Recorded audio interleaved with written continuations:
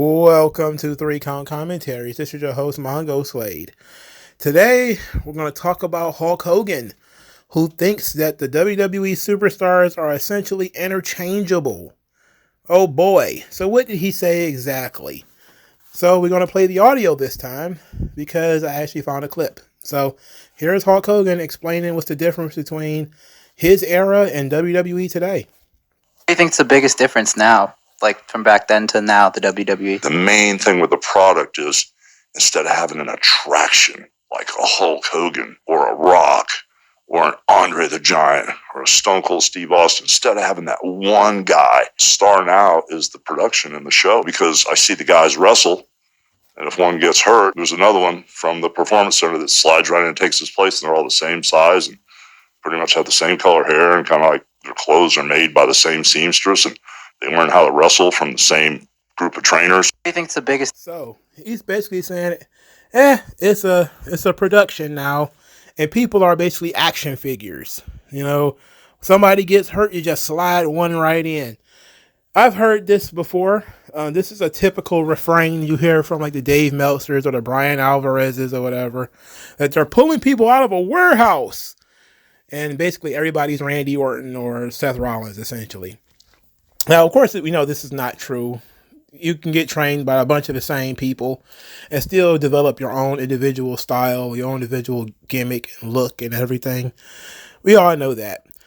But there is some legitimate criticism there, because during the age of the territories, where Vince was going around raiding the territories, there were different people with different skill sets, and they were coming from different places where they were doing different gimmicks, and different things worked. Ted DiBiase largely worked in Mid-South Wrestling. So what he did was different. Orndorff wrestled a lot in Florida, so it was different. Jake the Snake Roberts worked at Mid-South. He also worked in Mid-Atlantic. He had also worked in Calgary. So a lot of the guys in the Hogan era, they had more experience because there were more places for them to work. And so it was far more diverse in how people would present themselves and what kind of characters they had, because it was a more diverse wrestling world. You know, Roddy Piper's home territory was Portland, which is not many people came out of that territory. I think the Bushwhackers did, though. So it was quite a few people.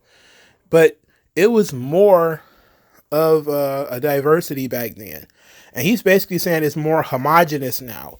And if you look at it, since WWE is doing their own recruiting and their own training, they're basically becoming a one-stop shop. They used to, go to Rick Bassman and say, Rick Bassman, you recruit them, you do part of their training, and then we'll take over at a certain point.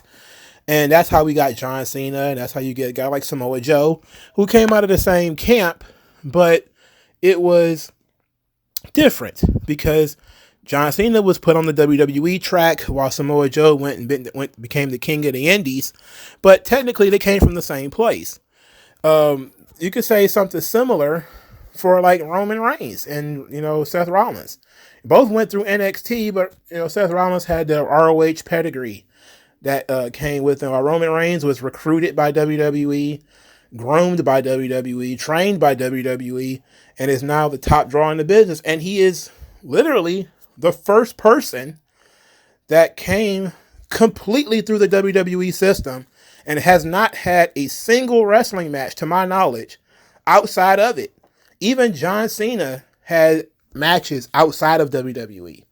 Roman Reigns might be the first WWE superstar to ever be completely put together and became the face of the business by WWE. Now, Randy Orton would probably be second on that list, but Randy Orton had matches in OVW, but also Randy Orton, I don't think he ever became the face of the company.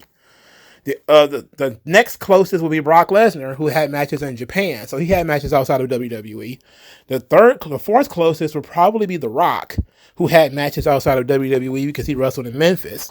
The fifth closest would probably be Brock Lesnar, would be Kurt Angle, who also wrestled in Memphis and had matches outside of WWE. But Roman Reigns And it's the first one, male or female, that ever went through the WWE system, having never wrestled anywhere else, and became a huge household name superstar. But that's going to become the norm soon. It's going to be pretty normal for, a wrestler to be recruited by WWE, trained by WWE, and become a top star in WWE.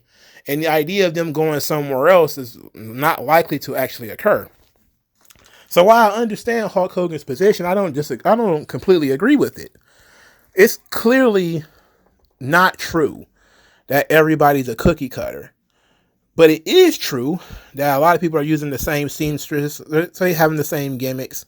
They're fitting into archetypes a little bit more in the performance center. They're finding their place and all that kind of stuff. So there is some legitimate critique there. But I don't 100% agree that, if somebody goes down, we just replace them with, it's just Randy Orton, then Randy Orton clone. It's like, no, it doesn't quite work that way. But they don't have a wide diversity of body types like they used to. They're just now starting to really, push the chunky guys. The what's the Hank Walker and Tank Williams or whatever the fuck his name is. But for a while in NXT, they didn't even have those guys. You might have had a Bull Dempsey, but he might have been the only one that was on the fat side in NXT. Most everybody was chiseled out of granite. And that's really what, when you listen to like Brian Last and Jim Cornette talk about AEW, they talk about Juice Robinson, how, the guy looks different because it's the wild hair and the wild beard, and it comes across like a throwback from the territory days, which is their jam. Never minded the guy's absolute trash, but I get what they're coming from with that. But not everybody's going to be a squeaky, clean-cut, square-jawed Randy Orton type. Not everybody's going to be that. And it seems like a nice diversity exists in the Performance Center right now, where even some of the top females in NXT, like Cora Jade and Gigi Dolan, a lot of them came from the Indies. Roxanne Perez came from the Indies.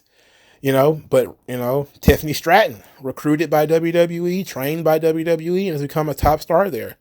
So it's going to become the norm, what he's saying.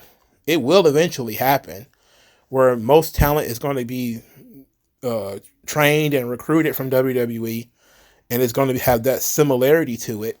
But as long as they mix it up with bringing in some indie wrestlers, the roster is not going to be as diverse as it was in the 80s.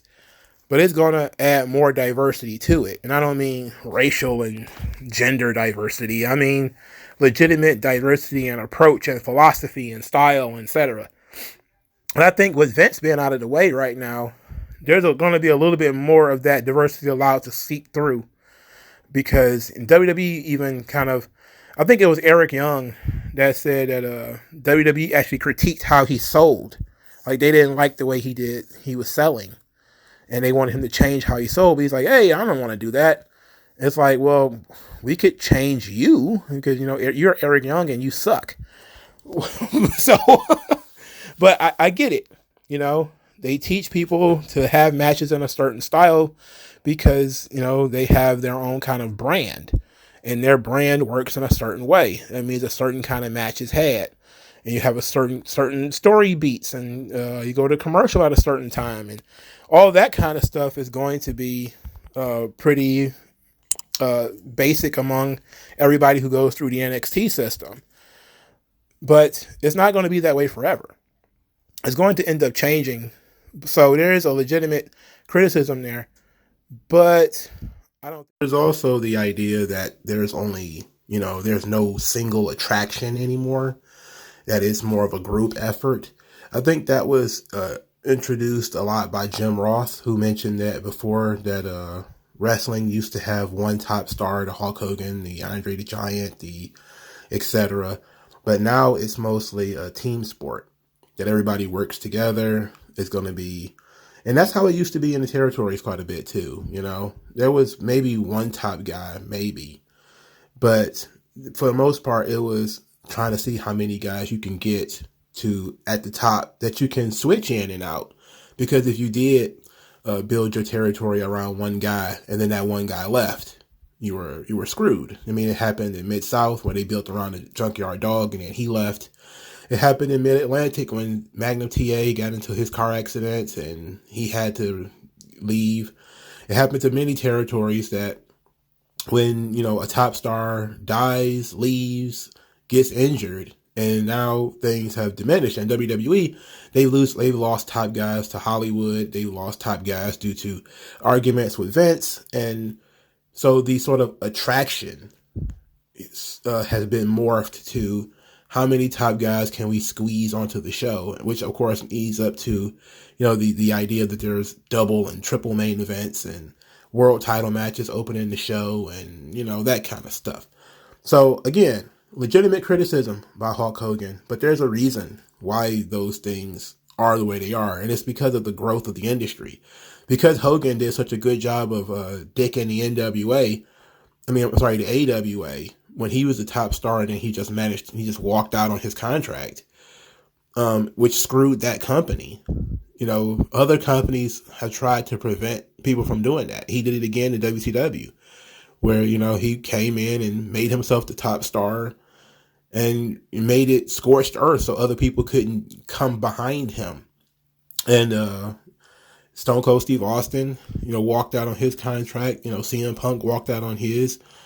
He also ended up causing problems in AEW. So the idea that you're going to lean on one guy, even though I do think that the business works better with one top star, I think that the idea that there's going to be one top guy, I don't think that's going to work that much anymore.